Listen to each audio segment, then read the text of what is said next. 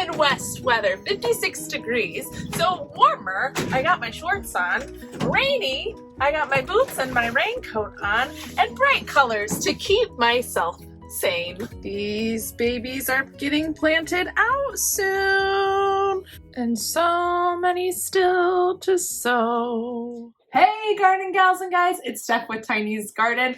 And we have arrived at rush hour season. It is April, spring has sprung. There's so much to do, getting the ground ready, getting our raised beds ready, getting our sowings ready to go into the ground, putting our sowings into the ground, adding more sowings to our sowing grow lights. It is, for lack of a better term, beautiful chaos. Now today I'm going to focus on telling you what you need to sow in April, as well as what you need to plant out in April. As a reminder, I am in zone 5B. My last frost date is April 30th. So all of these dates and this information is based on where I live and my zone and my last frost date. So adjust accordingly to your last frost date. So that means we are 4 weeks out from my last frost date and things are really picking up, let me tell you.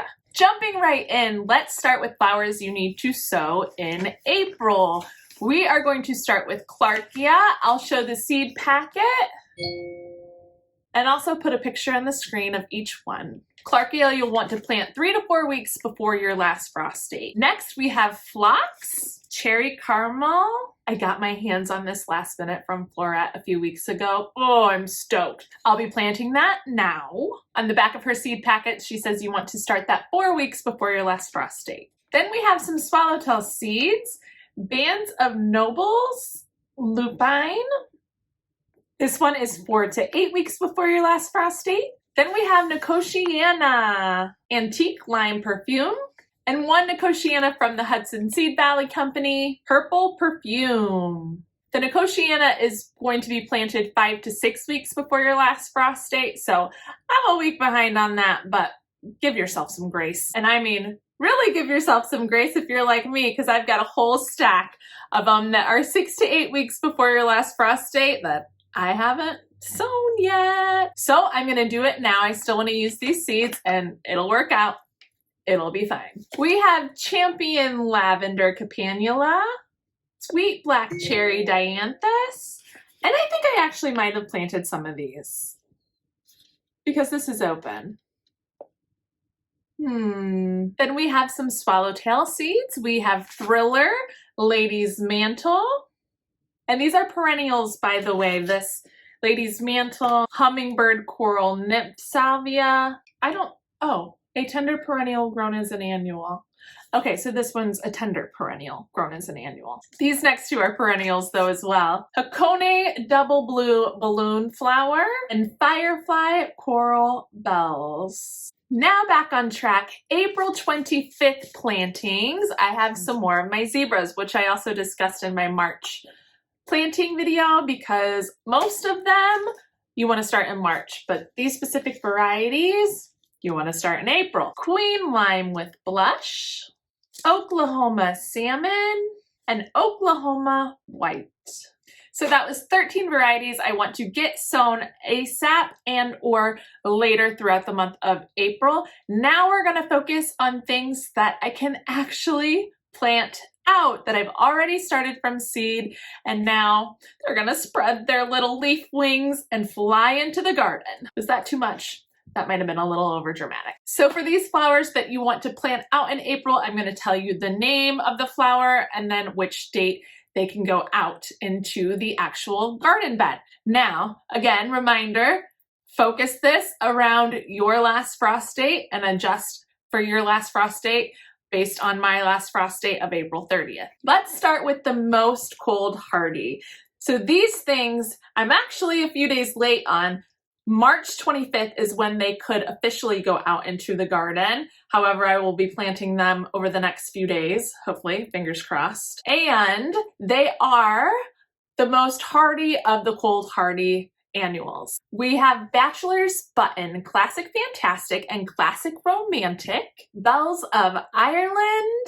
I can't wait to see those. It's my first year with those, and I actually had good germination too, so Yay. And Iceland poppies. These I also had decent germination for my first year growing them.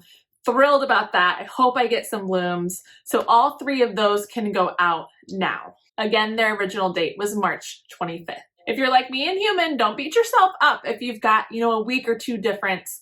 It'll change things a little bit, but it's not a huge deal. Give yourself some grace. You're doing a great job. Just get them out there when you can. Now, April 2nd plantings, my sweet peas. So these guys were started quite a while ago, and now it's time for them to go into the garden. Very cold hardy. You want to make sure that they're pinched before you put them out so they branch. That's what pinching does. If you pinch down to about the second true leaf, right before that second true leaf, it will branch then from that point to have more blooms. So make sure that you're pinching them before you put them out into the garden. I did that a few days ago, and now they will go out April 2nd or very shortly around there. Now we have April 11th plantings. We have Blue Plurum, which did not germinate for me, so I will try to direct sow that. Foxglove, specifically Dalmatian Pink, that variety, also had decent germination with them. I've never grown them from seed before, so that's exciting. And last but not least, Stock will also go out on April 11th. And April 25th, my Snapdragon babies will go out into the garden.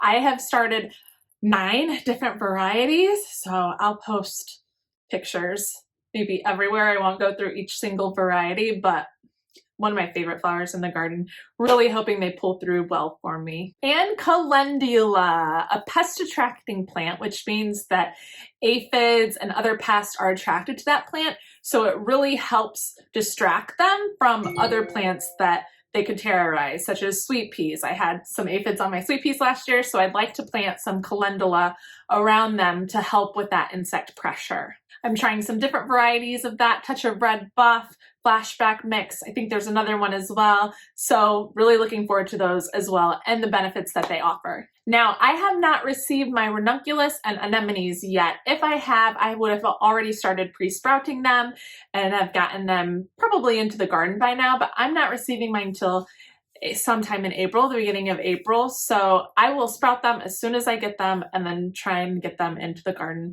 stat. And my queens, the dahlias, will be started between April 25th and May 7th. Somewhere in that range is what I'm shooting for to get them either into pots where they will grow or into their raised beds, or maybe some of you are doing them right into the ground, into the garden. So between that time frame is what I'm aiming for. Last year, I went way late, started them like beginning of July. It was my first year doing them, and I just was doing so much in the garden, it got pushed back and pushed back. So anyways, they still did well. So like I said before, give yourself grace. If you don't get them out right away, it's okay. However, that is what I'm shooting for. The end of April, April 25th through May 7th, getting those dahlias up and running. And that'll do it for this video. I'm going to get this up as soon as possible for you, hopefully today. And I hope it was helpful for you to get an idea of where you should be if you're in April in Zone 5B, like I am especially. Then our dates are probably going to be very similar. But again, reflect back to your last frost date and adjust for how many days differ between you and I, and you'll be good to go. Please like this video if you enjoyed it or found it helpful, and subscribe to my channel. I'd love to have you here to discuss all things garden. Wishing you all the best as we come upon this busy, busy spring season, and we'll see you in the next one. Happy planting! Bye!